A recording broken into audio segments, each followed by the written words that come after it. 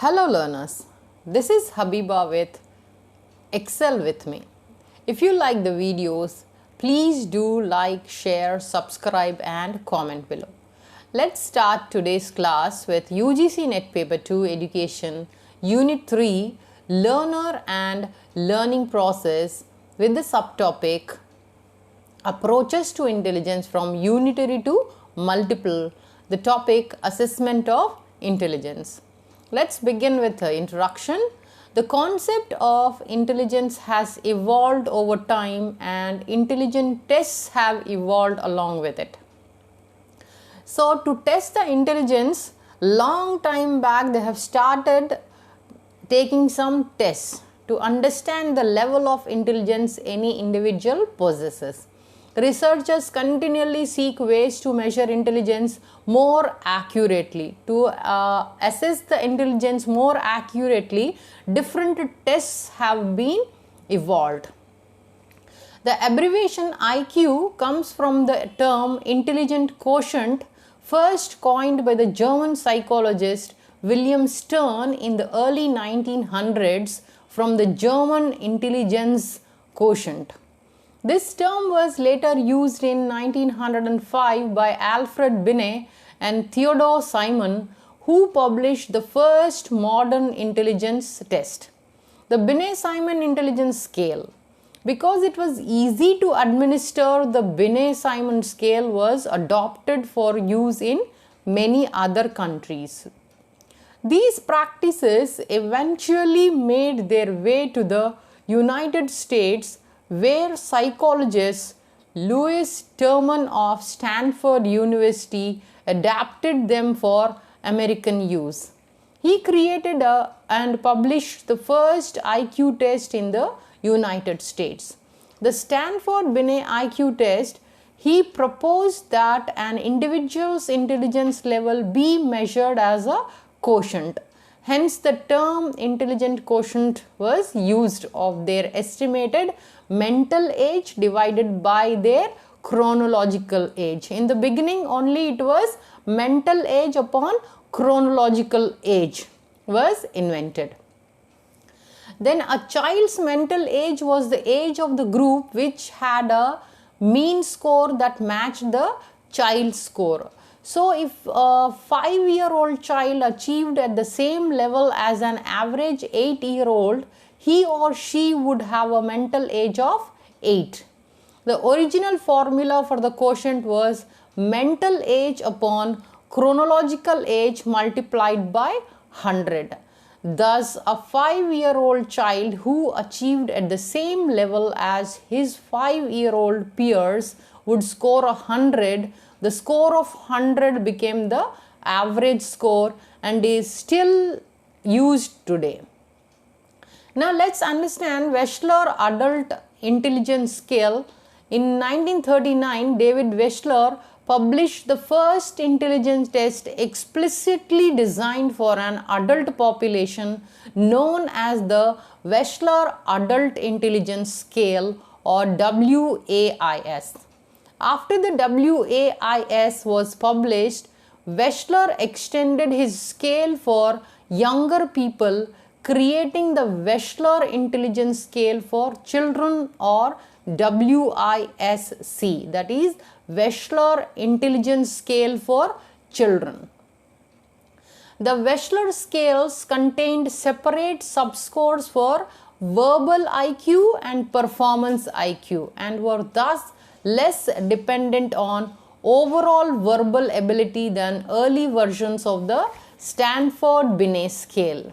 The Wechsler scales were the first intelligence scales to base scores on a standardized bell curve. That is, you might have seen the bell curve like this is drawn on the graph, a type of graph in which there are an equal number of scores on either sides of the average, where most scores are around the average and very few scores are far away from the average. This side and that side, the bell side in the center, that average scores are higher than this side and that side. Modern IQ tests now measure a very specific mathematical score based on a bell curve, with a majority of people scoring the average and correspondingly smaller amounts of people at points higher or lower than the average. Approximately 95% of the population scores between 70 and 130 points. However, the relationship between IQ score and mental ability is not linear.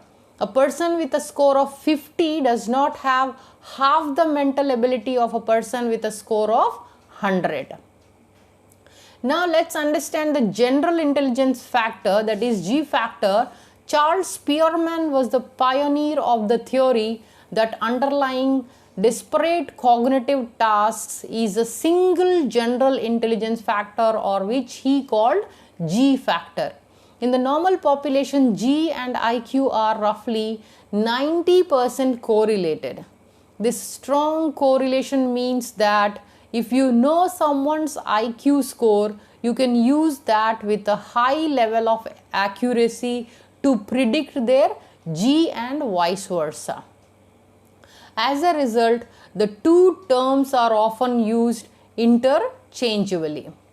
The next one is culture fair tests. In order to develop an IQ test that separated environmental from genetic factors, Raymond B. Cattell created the culture fair intelligence test. Cattell argued that general intelligence, G, exists and that it consists of two parts, that is fluid intelligence, the capacity to think logically and solve problems in novel situations, new situations. Then and crystallized intelligence. The first one is fluid intelligence, the second is crystallized intelligence, which is the ability to use skills, knowledge and experience. He further argued that G should be free of cultural bias such as differences in language and education type. This idea, however, is still controversial. Now the next one is another supposedly culture fair test is Raven's progressive matrices, developed by John C. Raven in 1936. This test is a non-verbal group test typically used in educational settings, designed to measure the reasoning ability associated with G factor. Then comes the Flynn effect.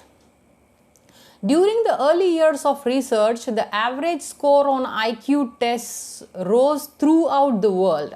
This increase is now called the Flynn effect, named after Jim Flynn. Excuse me, who did much of the work to document and promote awareness of this phenomenon and its implications. Because of the Flynn effect, IQ tests are recalibrated every few years to keep the average score at 100. As a result, someone who scored 100 in the year 1950 would receive a lower score on today's test. We will end this topic here. We will continue this topic in the next class, otherwise it will go with a very big video. Thanks for your attention and time. We will see in the next class. Until then, goodbye and happy learning.